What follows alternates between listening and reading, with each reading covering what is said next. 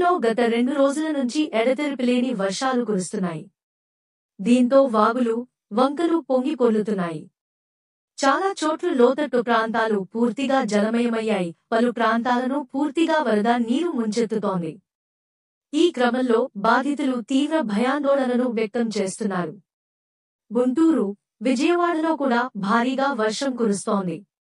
గతంలో ఎప్పుడూ లేని విధంగా విజయవాడలో వర్షం కురుస్తోంది. భారీగా వస్తున్న వరద నీరు కారణంగా విజయవాడలోని బుడమేరు వాగు కూడా పొంగి పొర్లుతున్నది. నగరంలోకి బుడమేరు వరద వచ్చి చేరడంతో స్థానిక ప్రజలు నిరాశ్రయులవుతున్నారు. తమను కాపాడండంటూ కంటతడి పెట్టుకుంటున్నారు.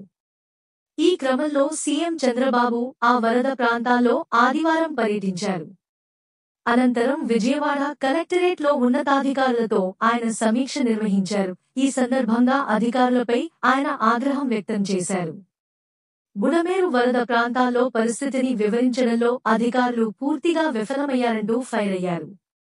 బుడమేరు వరద బాధితుల కష్టాలు తీర్చే వరకు తాను విశ్రమించేది లేదన్నారు. అప్పటి వరకు తాను ఈ కలెక్టరేట్లోనే ఉంటానన్నారు. వరద బాధితుల కోసం పాలు, ఆహారం, తాగునీరు, కొవ్వొత్తులు, టార్చ్లు వెంటనే ఇతర ప్రాంతాల నుంచి తెప్పించాలని అధికారులను ఆదేశించారు. 1,00,000 మందికి సరిపోయేంతగా ఆహారం తెప్పించి బాధితులకు సరఫరా చేయాలన్నారు. అదేవిధంగా ఇతర ప్రాంతాల నుంచి అదనపు బోట్లను, ట్రాక్టర్లను, సహాయం చేసేందుకు అవసరమైన వస్తువులను తెప్పించాలంటూ ఆయన అధికారులను ఆదేశించారు. అదేవిధంగా వరద ప్రాంతాల్లో సహాయక చర్యలను ముమ్మరం చేయాలన్నారు. ప్రస్తుతమైతే వెంటనే అందుబాటులో ఉన్న ప్యాక్డ్ ఫుడ్ను బాధితులకు అందించాలన్నారు.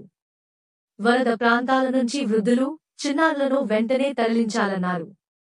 విజయవాడలో ఉన్న అన్ని దుకాణాల నుంచి వాటర్ బాటిల్స్ తెప్పించాలని అధికారులను ఆదేశించారు. బుడమేరులో ఊహించని స్థాయిలో వరద నీరు వచ్చి చేరింది. దీంతో స్థానిక ప్రజలు తీవ్ర ఇబ్బంది పడుతున్నారు. ప్రతి ఒక్క బాధితుడికి సహాయం అందించాల్సిన బాధ్యత మనపై ఉంది. సహాయక చర్యలను ముమ్మరం చేయాలి.